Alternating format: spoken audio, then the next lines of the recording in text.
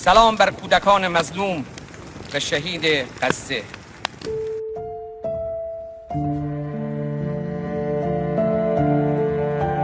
سلام بر کودکانی که در کنار ویرانه‌های غزه به قرآن پناه آوردند و آیات قرآن تلاوت می‌کنند.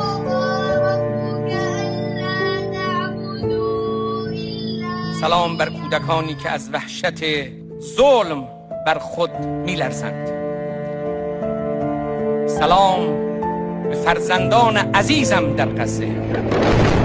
سلام بر شما که امروز با ایستادگی در مقابل مجهزترین ارتش‌های دنیا و پست‌ترین افراد روی زمین مقاومت را برای ما معنا کردید.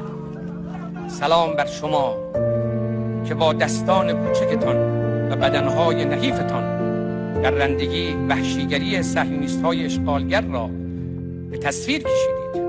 چهره‌های خون آغشته شما و بدنهای تکه تکه شما، استخوان‌های خرد شده شما زیر آوار بمب‌های امریکایی فریاد می‌زند که ما ایستاده‌ایم.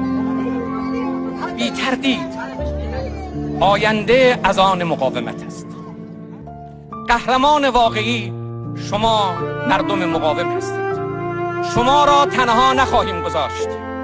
انهم یرونه بعیدا و نراه قریبا. القدس لنا و النصر لنا. فلسطین قطعاً پیروز است.